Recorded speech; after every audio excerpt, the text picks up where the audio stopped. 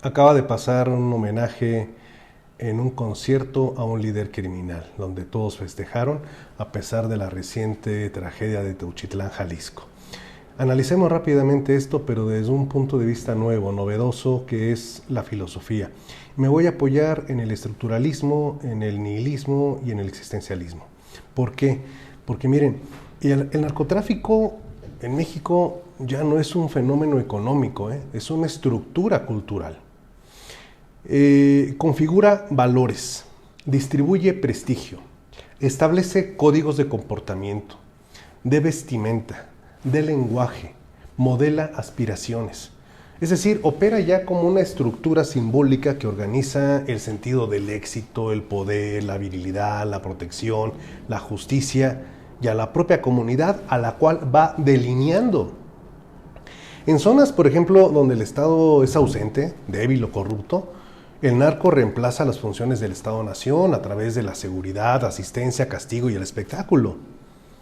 Por otra parte, esta estructura cultural crea un lenguaje, una gramática, a través de, por ejemplo, el corrido, donde se hace un culto a los líderes criminales, a su forma de vestir, a la forma en que se visten los sicarios, las formas de violencia que han sido ritualizadas, desafortunadamente, y son signos de una estructura que produce un sentido. Como estructura, el narcotráfico se reproduce culturalmente, incluso más allá de quienes lo integran.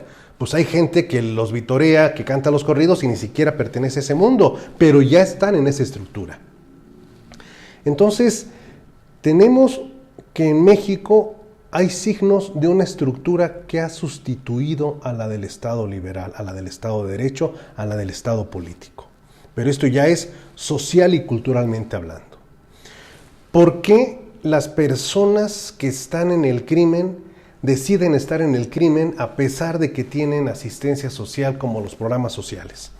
Vamos a apoyarnos ahora en Sartre, en Camus, en Kierkegaard, para poder decir qué lleva a estas personas a tomar esas decisiones. Bueno, la vida criminal no es solo producto de una carencia, sino ya es un proyecto de vida. Sí, porque muchos jóvenes, vuelvo a insistir, que tienen la beca Rita Cetina, Construyendo el Futuro, becas, etcétera, optan libremente por ingresar al crimen. Porque en esa vida les ofrecen una narrativa, una identidad, una estética de poder inmediata, aunque sea mortal, aunque sea rápida. Y aquí es donde el existencialismo explicaría este fenómeno como un acto de afirmación de sentido en medio del absurdo. Si la vida del pobre está condenada a ser invisible, ser narco es volverse visible, temido y deseado, bueno, y respetado, ¿no? La libertad sin trascendencia es algo así como el nihilismo, porque cuando no hay una moral superior que guíe la elección, la libertad se vacía.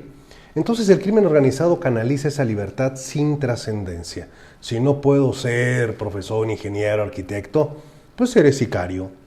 Si el Estado me desprecia, que el cártel me nombre comandante, me da estatus, me da jerarquía, me da poder, me da armas. Esta es una libertad angustiante, una elección desesperada, que sin embargo tiene sentido en un entorno sin alternativas simbólicamente dignas. Entonces aquí tenemos ya cómo se va conformando esa toma de decisiones. Ahora, desde el punto de vista del materialismo histórico, el narco ya es una clase dominante emergente. Desde Marx no se puede analizar un fenómeno sin su base económica. El narco en México controla territorios, monopolios, rentas, salarios y la producción. Controla sistemas de producción, veamos el limón, el aguacate, por ejemplo. Ha desplazado al patrón, al terrateniente y al político como figura dominante de la estructura económica local.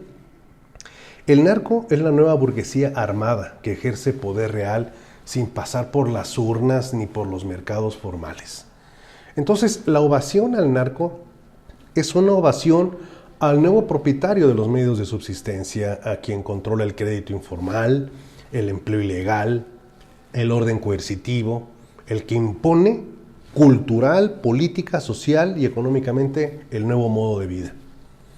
Entonces, el Estado ya no es el intérprete legítimo del mundo. Las autoridades, pues son autoridades, pues digamos, de papel, de membrete. Y sobre esto, por ejemplo, Gadamer sostenía que el Estado democrático debía ser el gran narrador de la legalidad y el sentido común, pero hoy en muchas regiones de México el narco narra mejor la justicia que el juez. El sicario narra mejor el poder que el policía. Desde el punto de vista de Foucault, el poder lo están ejerciendo los criminales.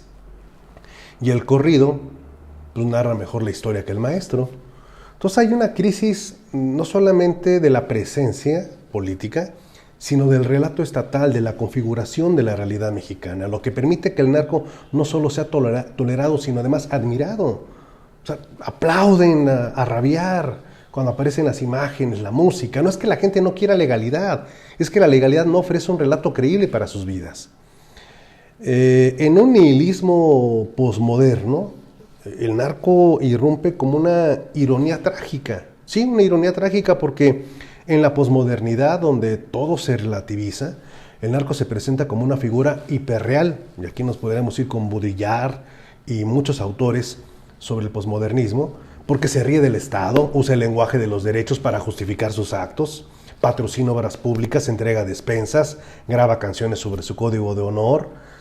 Es un personaje trágico e irónico a la vez. En el nihilismo, el crimen organizado se vuelve espectáculo, matar o morir, mientras de fondo suena un corrido en las redes sociales, ¿no? Entonces, estamos ante una fenomenología, diría Husserl, estrambótica, porque desde el estructuralismo el narco ya no es el enemigo, es una estructura cultural que da orden y sentido a la vida social en muchas regiones. Desde el existencialismo, adherirse a esa estructura no es solo pobreza, es una elección de libertad radical en un mundo absurdo que ofrece más sentido que el Estado. Desde el materialismo histórico, el narco es la nueva clase dominante que no necesita legitimidad política porque tiene el poder armado y el control económico de manera impune. Desde la hermenéutica, el Estado perdió la batalla del relato.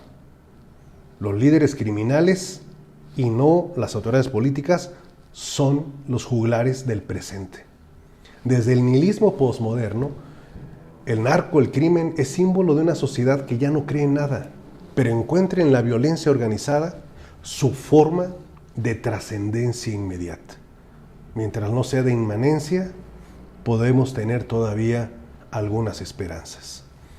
¿Qué hacer ante estos fenómenos? Bueno, la filosofía también nos da soluciones. Se requiere decisión y voluntad política, ejercer el poder político.